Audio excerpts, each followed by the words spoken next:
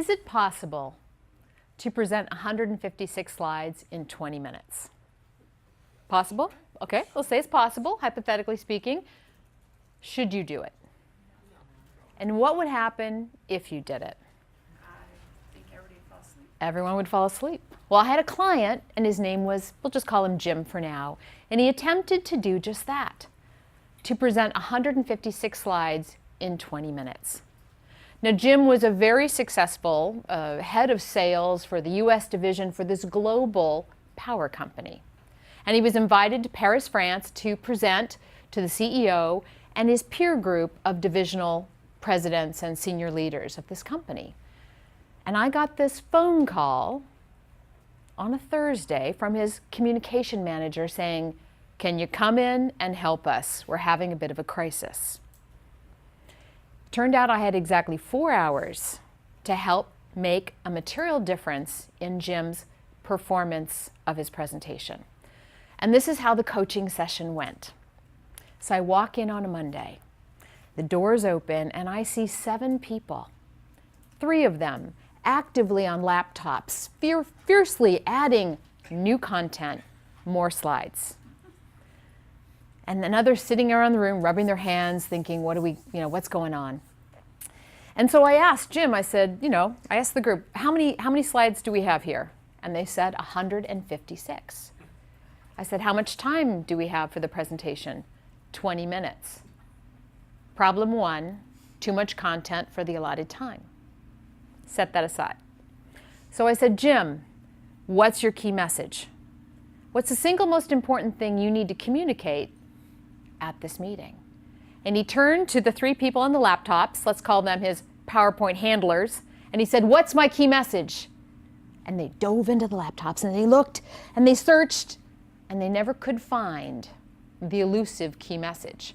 They found plenty of talking points and plenty of charts and graphs, but nobody could find the essence of what this presentation was all about. Problem 2, key message confusion. So I said, Jim, why are you going? What do you hope to accomplish at this meeting and with this presentation? And he said in his group, he said out loud, I just don't want to get fired. Worse yet, I don't want to come home with action items my team can't possibly implement. Problem 3, negative objective. And then it happened. Jim uttered the words that go through all of our heads, but we've been trained not to say out loud. He said, I'm a fake, I'm a phony, I have no business giving this presentation. Problem 4, pretty obvious. Now the point of this story is that even successful subject matter experts, leaders with great track records, like Jim, like you, can get led astray when we rely on PowerPoint, Prezi, Keynote, any kind of presentation software to tell our story and to make our points. And that's what I want to talk about today in our short time together. And I want you to think again of yourself as a motivated leader and make the commitment that you're going to embed communication mastery into your leadership story, your leadership strategy, so that you can communicate more effectively. So I'm going to cover today the problems, the costly problems of over-reliance on PowerPoint, creative solutions that you and others have used and can use, and also some next practices. So let's start by taking a look at what it's costing you, what those boring presentations are costing you and your organization right now. There was an article in the Wall Street Journal, I have a printout of it here, that was written by Jared Sandberg, and it was in November 2006, a few years ago. The title is Tips for PowerPoint, Go Easy on the Text, Please Spare Us. Jared had researched this topic, which is somewhat of a perennial topic, talked about a lot, death by PowerPoint, etc. But one expert that he researched actually estimated the total number of PowerPoint presentations that are given around the planet every day. That number in 2006 was 30 million PowerPoint presentations. Do you think they're more or less right now? Yeah, we've had actually presentation inflation. because now we have more software and more cool thing gadgets and more ways that we can make our presentations fancy. And then this expert had gone through all sorts of calculations to estimate the cost of bad PowerPoint presentations to US companies. And he estimated it was $252 million a day in wasted time. And you think that's a pretty big number, but think about it. All those people on those key tops with Jim, the weeks that they'd been building those 156 slides, that cost something. And then it cost the audience all that time to listen to that boring presentation that was probably going to run overtime. And when I got this article, it occurred to me that presentation training and reducing PowerPoint misuse could be the best cost-saving strategy a company could employ.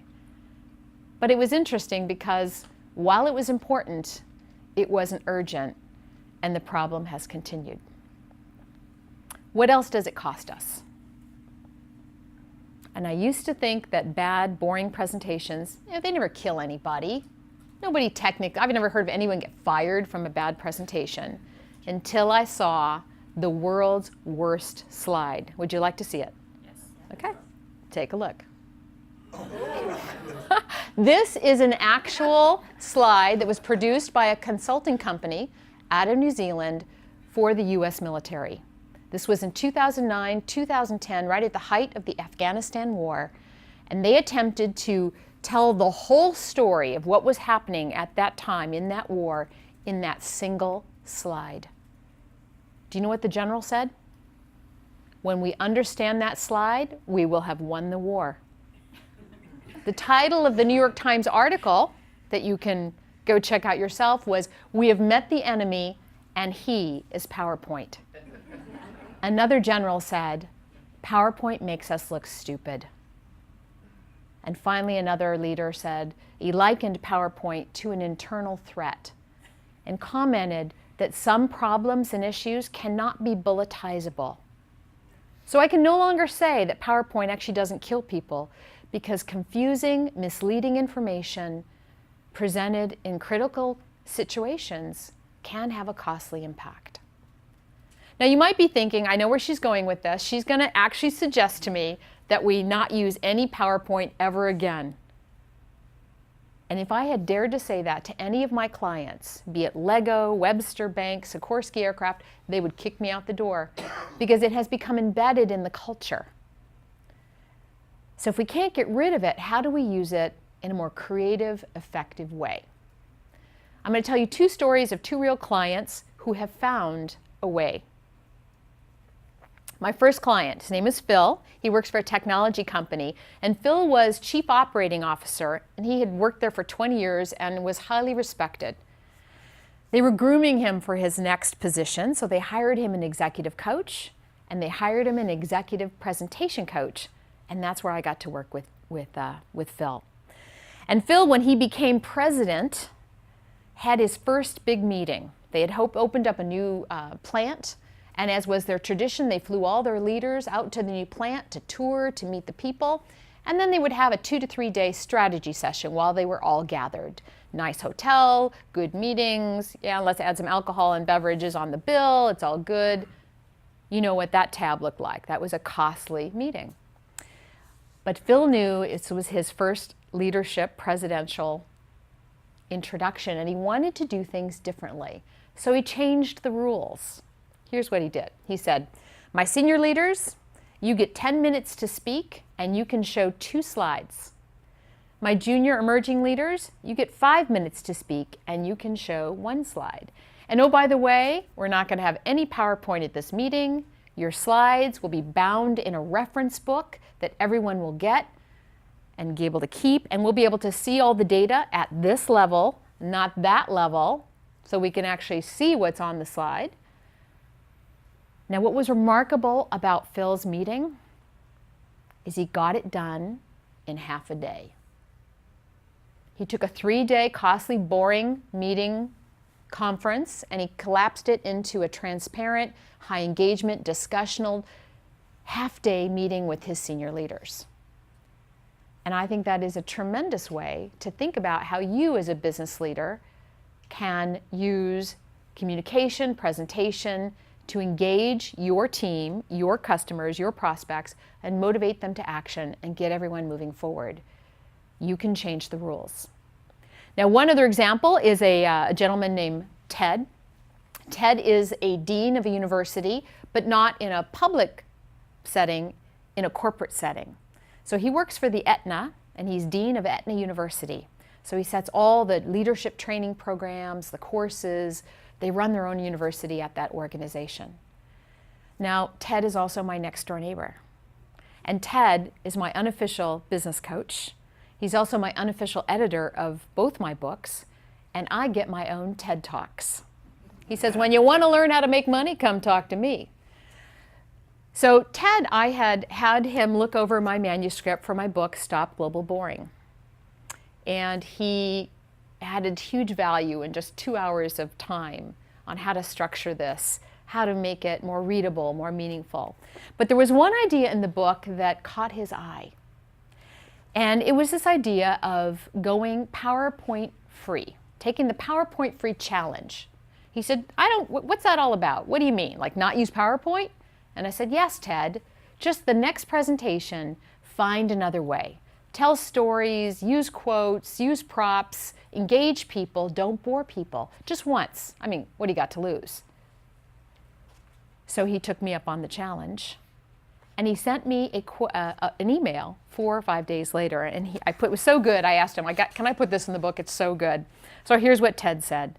Thank you for challenging me to drop the PowerPoint. My speech in Salt Lake City was very well received. They loved the stories, the exercises, and no slides. Another example of someone who's found a creative way to communicate and deliver a message without relying on technical crutches. So we've covered the problems, and they are costly. We've covered some real examples of what people have done to have creative solutions. I now want to talk about the next practices. You've heard of best practices, and we certainly all know about the old practices, but these are what's coming next. I have 2 for you. The first one is, whenever you begin your presentation preparation, do not open up the computer. Do not open up any software. Do not start there. Go analog and start with a clean sheet. And I have a tool for that. I call it clean sheet thinking. Yes, I invented the blank piece of paper. Yes, I have. And the questions on clean sheet thinking are the same ones I was asking Jim, my client in my opening story. You know, what's your objective? What's your key message? You know, what do you hope to accomplish? Those are the planning questions that we as leaders, as communicators, have to consider before we build the slide deck. So if you start, now some people do start with paper and pen, some people get it, you know, they go for a walk and they think about it. Some people do open up the laptop and they start answering those questions on a tool that I've created called Clean Sheet Thinking. But you have to think before you build. And I know it sounds like that's a next practice. Isn't that what we've always been doing? But we've lost touch because the software is so easy. In fact, I know leaders that are writing their strategic plans, their business plans in PowerPoint software. So their entire business plan is bulleted. It's incomplete thinking and information. So start with a clean sheet. The next idea I have for you, the next practice, involves technology. And how many of you have one of these? How many of you have more than one of these on you right now? Yeah, I got one back here, one back here. The way we can use these at no additional cost to us or our organizations is we can start video recording our practice presentations. Too many leaders wing it. We think about it in our head, we flip through the slides, and the first time we actually go through it is when it's live, if you will, on stage, in front of our customers, in front of our employees, and it shows. You run over time, you bumble through your opening, you forget stuff. You haven't practiced. So think about any great athlete. What do they do after the game, before the game? All right, let's run that play again. Let's take a look what you did. Now you needed to go over. They review their game film. And they learn from their past mistakes and their past successes. And they plan their strategy. Game film. Why don't we as business leaders have game film? And actually, I know why we don't have it, because it's scary. I don't like the way I sound. I don't like the way I look. Oh, I can't look. Start looking. Start using this technology to get yourself better. I was just mentioning before we started that I spoke last week, and I chose to speak at a podium in the last minute, which I usually don't do. We didn't video record it, shame on me, but we did take photos. So the photographer sent me pictures, and I got to see what I looked like behind the podium. The podium was this high. I was wearing high heels, but my little head, I was a talking head. So, what am I going to learn from that? That photograph was my game film. I need to speak away from the podium, or I need to get one of those little stepping stools to step up. We need that feedback. So as leaders, as communicators, you've got to use the tools. You've got to teach your team how to use the tools so that when we're in these critical moments of communication, we're at our best. We're not just warming up and winging it. So those are two best practices. Start with a clean sheet, go analog, especially at the beginning, and use technology to audio and video record yourself. I want to leave you with a quote and a reminder that friends don't let friends be boring. And motivated leaders do not tolerate boring presentations, not in themselves and not from their colleagues. It is up to you, each one of you, to stop global boring. And you start with yourself. You start by reducing your own PowerPoint emissions, and you find other ways to engage your audience and motivate them to action. You train your team, you invest in your team in communication, because that is what's going to differentiate your career and your business. And if you need help, I'll be there. Thank you.